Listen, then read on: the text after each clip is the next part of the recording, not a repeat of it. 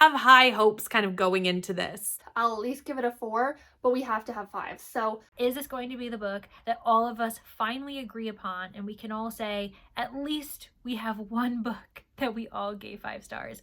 Well, I guess we will find out in this vlog now, won't we? Hey Upper East readers, word on the street is that 4 booktubers are trying to find the ultimate 5-star read.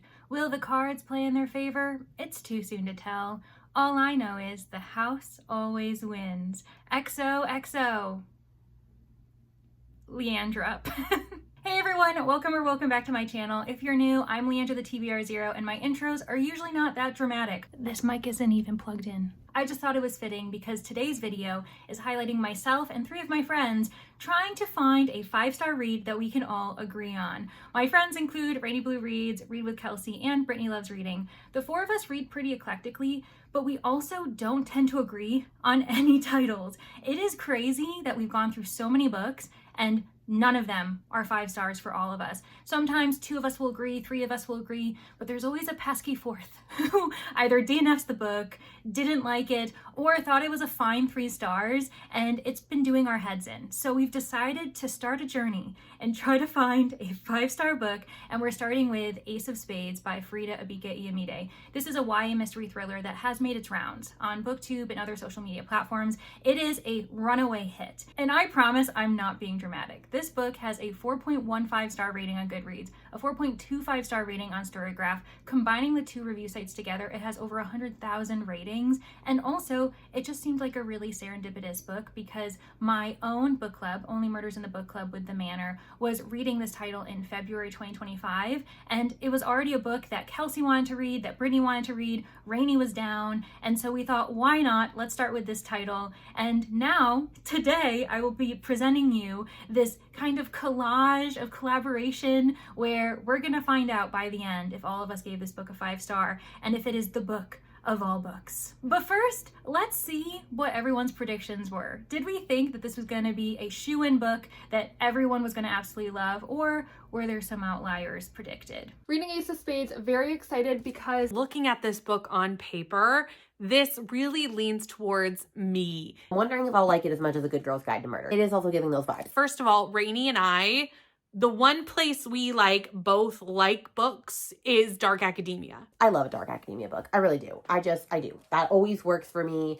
It goes really well. Rainy's a wild card. Sometimes I think Rainy will love a book and then doesn't. Same with Brittany. But maybe they think that about me. Kelsey and I have both read a book by this author before. We read Where Sleeping Girls Lie. This was a B&K book club pick. I think we read it for like May or maybe June. I don't think either of us gave it a 5-star though. I think I gave it a 4.5. So good. I gave it 4. I think about it like continuously, honestly. Leandra, I don't know. I feel like that could go either way with this one, truly could go either way. The one I'm the most worried about is Leandra. Shots fired! Oh my gosh! Both Brittany and Kelsey threw me under the bus thinking I was gonna be the weak link. How dare you? But also, I fully understand.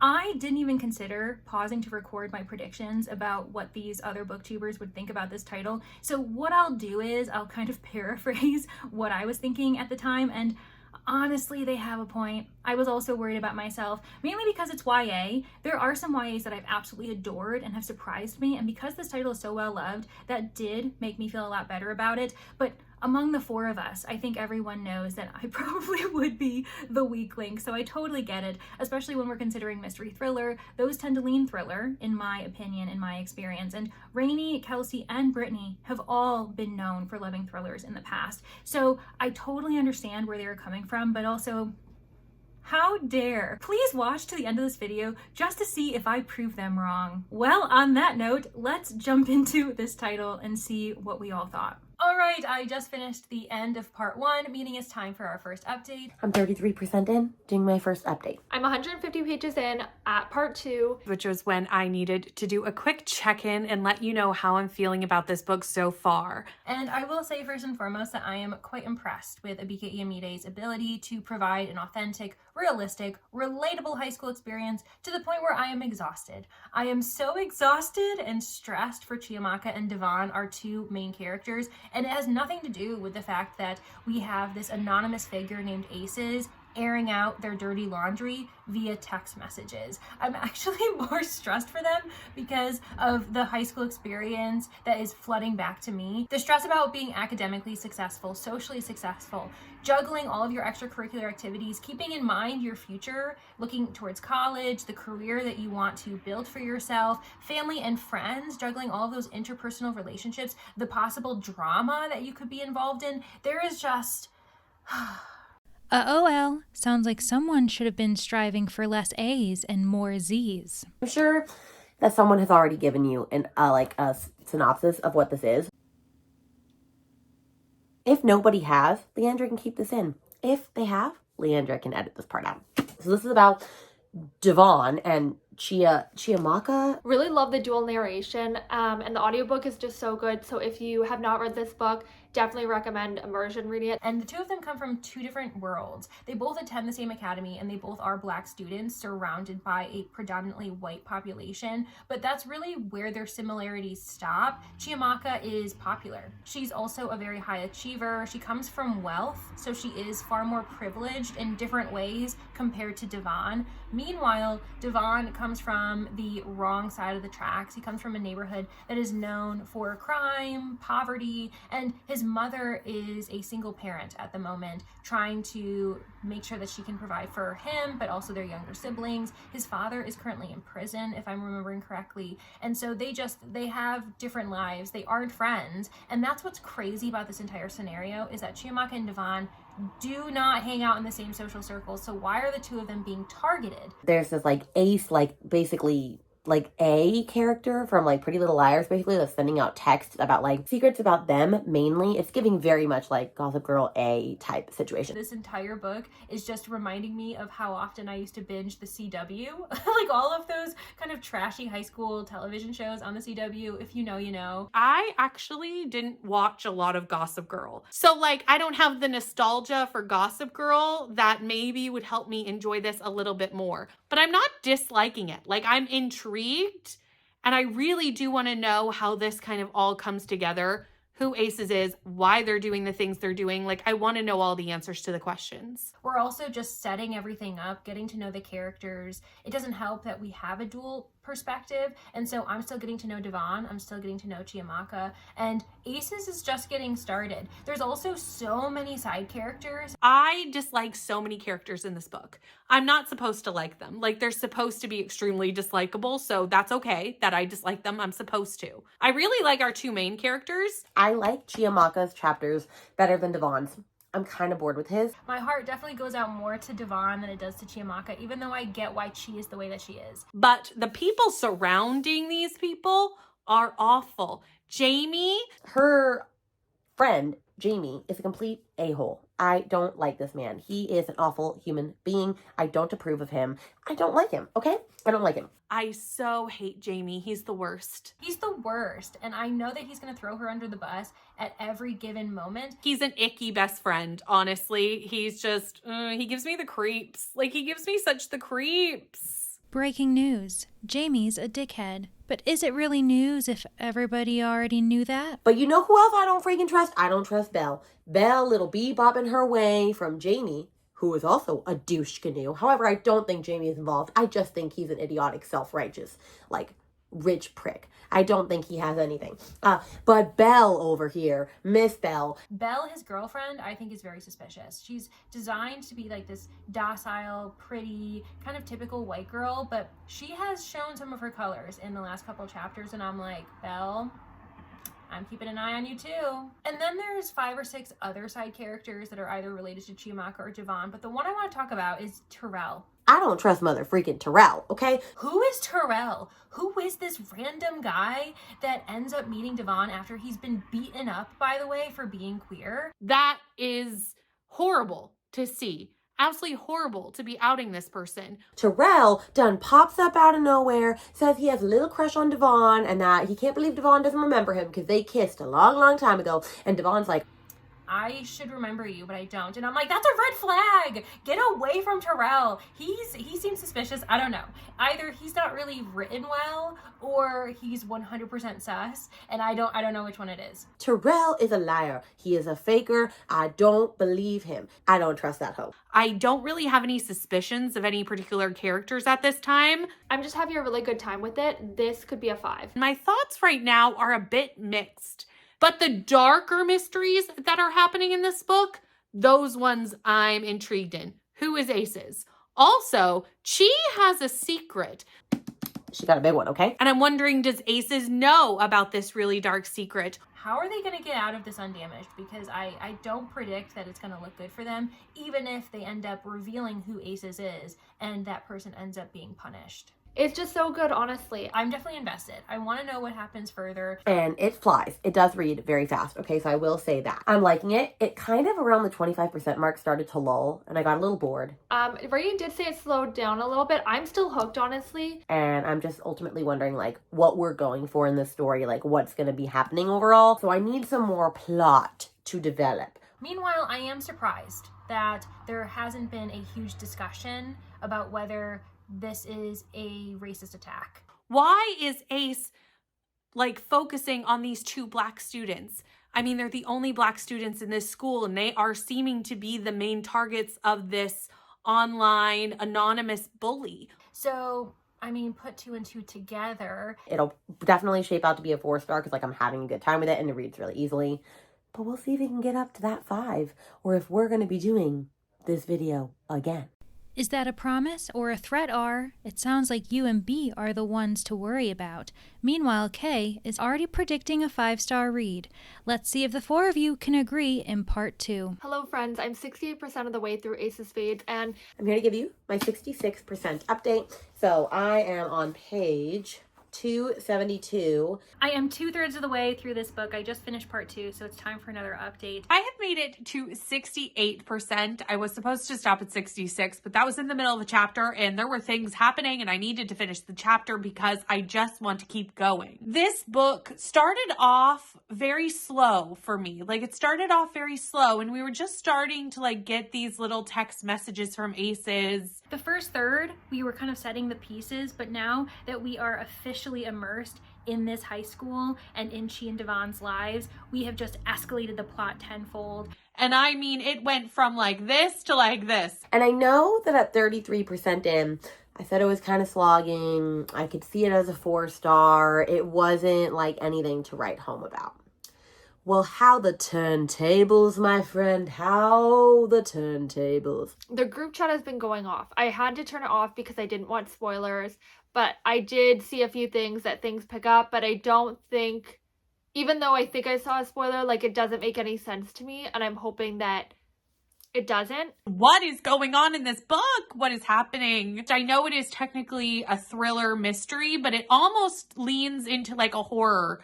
I was on Sprints, well, watching Sprints with Brittany and Leandra tonight, and Brittany had mentioned how it goes very horror-y, and it's more like Weight of Blood by Tiffany D. Jackson, and I go, wait. That's a Carrie retelling. One that I loved, absolutely ate up, 5 stars, like one of the best audiobooks I've ever listened to in my life, like fan-freaking-tastic time. But then I was like, what do you mean? What do you mean it goes horror? What do you mean? I'm just loving it. And I was just flipping and I was going, what is going on? This went from text messages, which were horrible, and secrets coming out that were horrible, or potential for secrets that could be really life-altering if they got out, to actually like overt things happening in the physical world. They're taking photos, they're spying on these 2 characters, and it's really causing this air of paranoia that I'm really loving, while also feeling the anxiety that she and Devon are feeling. While it's fast-paced, there are moments of reprieve where Devon and she are speaking with their parents. That has been an interesting layer to investigate, especially because the parent-child relationship is so complicated. There is an expectation that parents inherently put on their children children to perform well, to always be all right, because that's what the parents want for the children. Meanwhile, the child never feels as though they can fully have an openly communicative relationship with their parent. I mean, these two characters have so many secrets that their parents know nothing about, and now they're being terrorized at school, and at this point they're almost in too deep. They can't reveal everything to their parents because they're ashamed and they're worried about how their parents will look at them differently moving forward. It is just crazy. I do love the queer representation because not only at this point do we have Devon and him being gay, him having to cope with the fact that in his own home community he is not accepted. Chiamaka is investigating her own queerness, which has been really lovely, but at the same time, while this is all going on, all I can think is, be smart. This is not the time. This is not the time to think about romance or to think about romantic relationships. You have something that you need to focus on, and it is aces trying to ruin your lives. And at this point, I just really want them to divulge everything to their parents, but I get why they aren't. And they are growing ever more isolated because they know that the student population is not there to support them. Their friends, or at least the people they thought were their friends, are clearly not. There have been some really dark things in here, especially like racially sensitive things in here, that I've been like, oh shit, we're going there. The racism in this book was so intense, and watching it is really it just makes you like angry just watching what is happening to our characters. And we have very overt racism from some of these students and teachers, but we also have a deep-seated systematic racism happening in this school.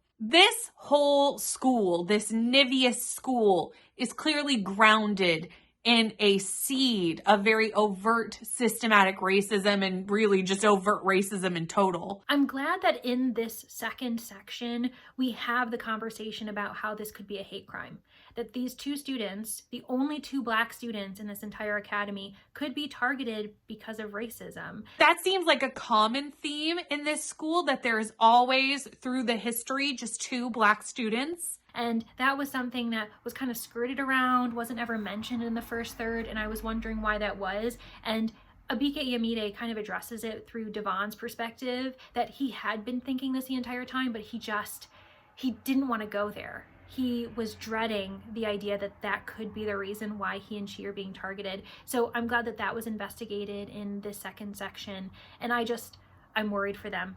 I'm intrigued. I want to know what happens next, and we're just gonna have to see if these two characters can make it out alive with their reputations, because that remains something that I'm worried about. I can't see them coming out completely clean with everything that's happened. It's hard to talk about things without giving spoilers. Spoilers are hard, Kay, but if you ever need advice, just ask me, because I'm an expert at spoiling people's days. Just ask Blair Waldorf. Just really intrigued with what's happening. Need to find out who this ace is who's sending all these text messages.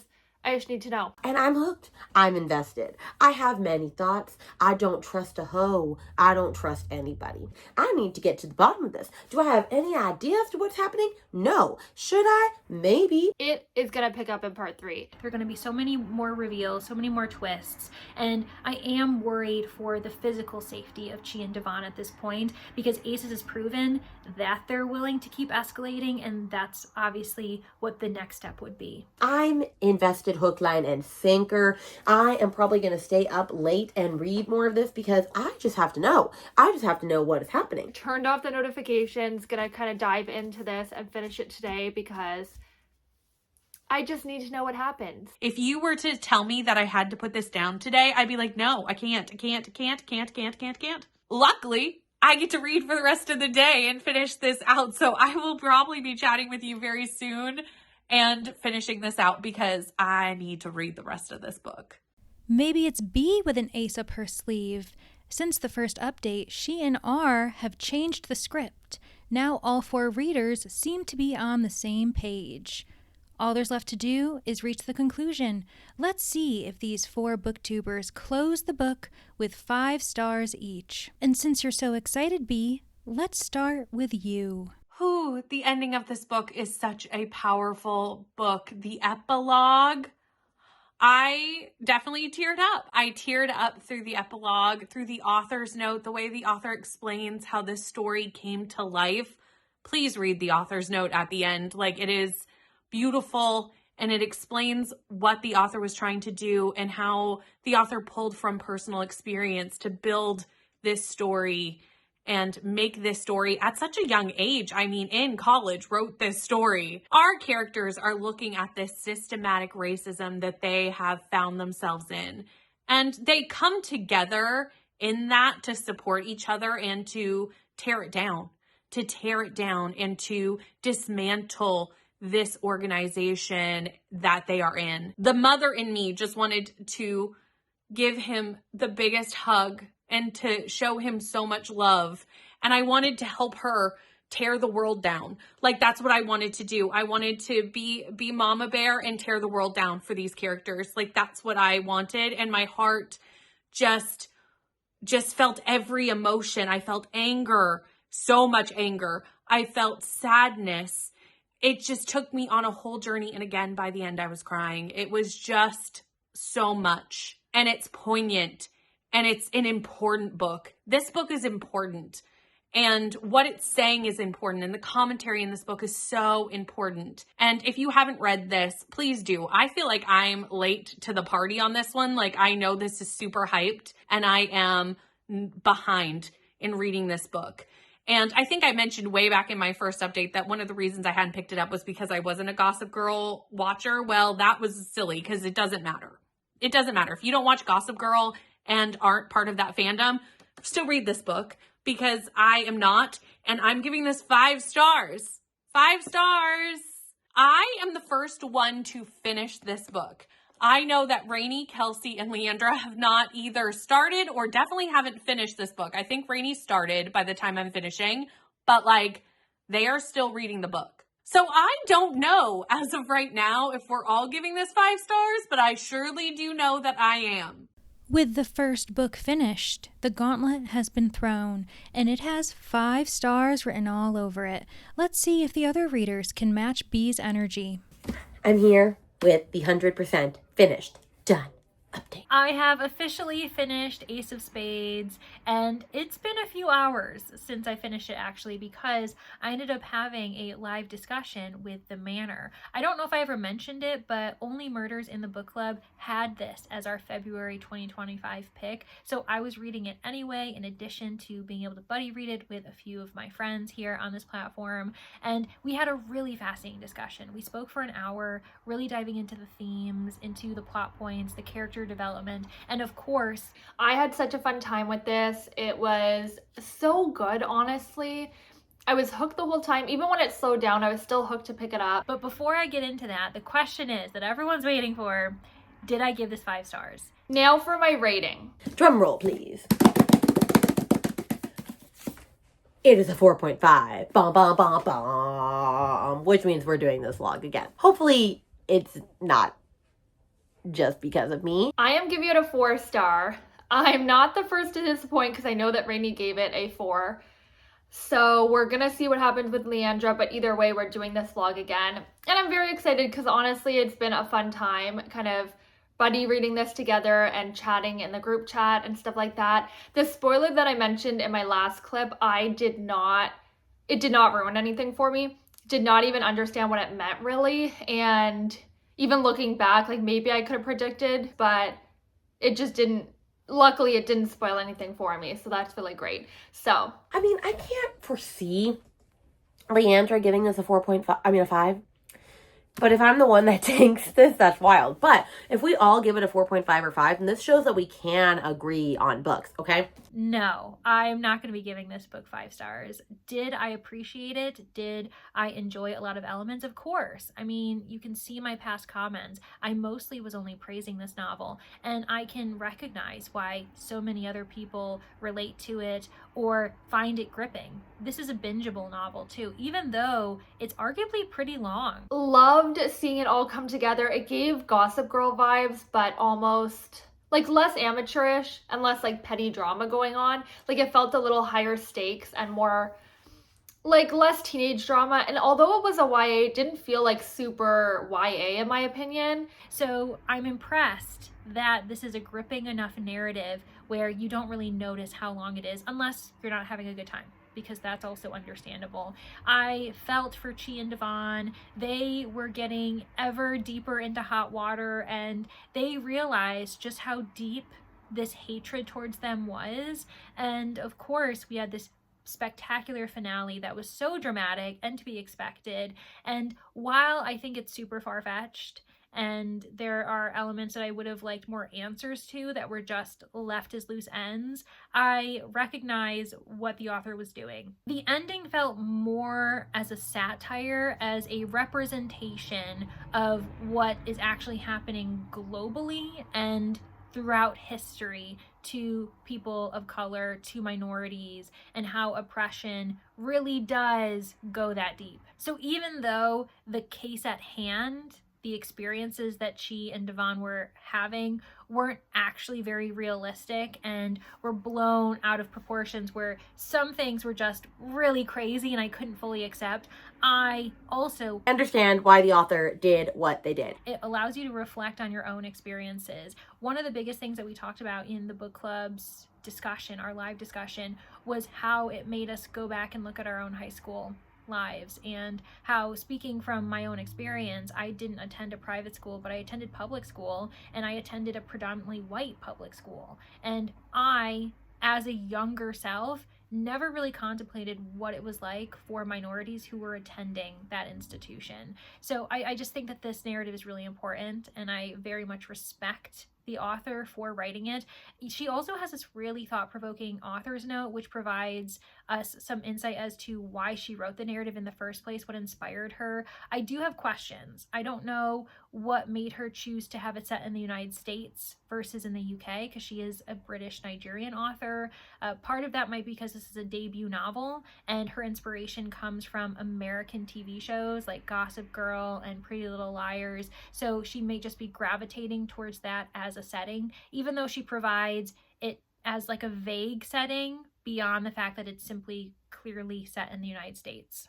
So in the end, I fully respect the author. I love the social commentary in this narrative. I appreciated the dual POV. I think that that was crucial. We needed to have Devon's perspective, but we also very much needed Chiamaka's perspective, their own queer identities and how very different they were as well, their backgrounds.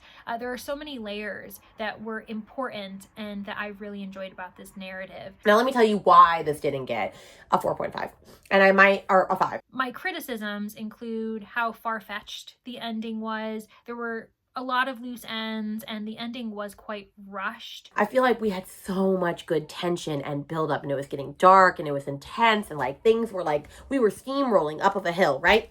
And then we get to like the reveals and the end, and it kind of just felt a little rushed, and like the anticipation wasn't like, the build up just was really great, and the payoff wasn't as exciting as I had hoped. And so it just kind of missed like that oomph at the end that I was needing. For instance, the epilogue, while it was interesting, I wish that there was more. I felt as though it was a little bit lacking as far as what I wanted to know more about these characters and what was going on. Plus, I had questions. I just feel like it kind of rushed at the end, and I don't feel like it needed to be rushed. Like, it could have had more pages. So I was just a little bit like taken off by that, and the pacing, with that little pacing issue at the beginning, I just feel like since it's a debut book, like they're still learning that. Like, it was not bad. Like, I absolutely really liked this book, but that was my thoughts. And then I was kind of hoping that this would be more of a mystery thriller, but it was very clearly thriller, and actually the final third felt more of a horror, which I wasn't mad at. There were some horrific moments where I was thinking, okay,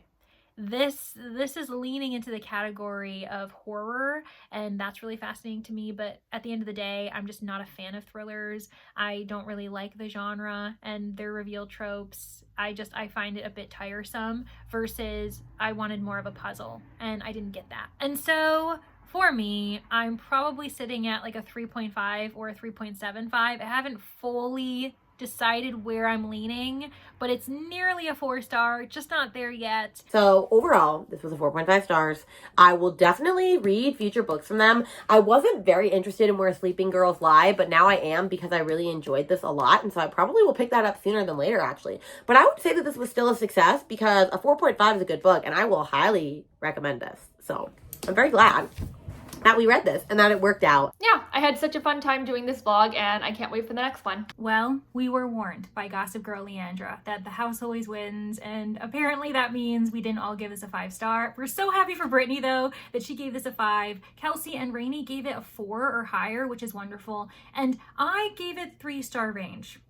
I think that we can say that Kelsey and Brittany, their worries at the beginning of this video were founded. I was the weakest link. I'm sorry, friends. We will do better next time. And speaking of next time, because we already knew what happened, the 4 of us made a plan and we have a second episode already in the works. This is actually going to be on Rainy Blue Reads channel, so make sure that you're subscribed to Rainy, but also might as well subscribe to Kelsey and Brittany, because if you saw how this one went, this may end up being a long series. We're hoping not, but we are prepared, and this should be coming out in April. The book that we're going to be reading, drumroll please.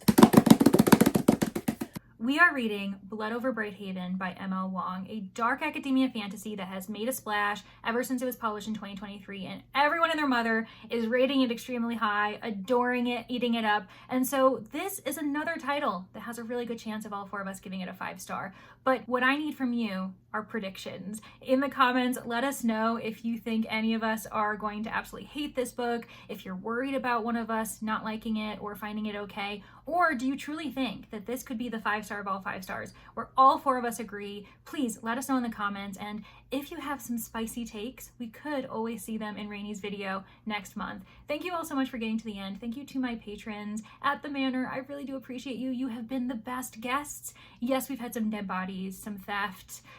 Someone was poisoned once or twice, but they survived, I think. If you aren't feeling chatty, but you do want to prove that you've been here, then maybe provide a playing card emoji. Honestly, it just seems appropriate. So yeah, let's go with an ace of spades or whatever the card emoji is on YouTube. Until next time, Upper East readers, XOXO, Leandra.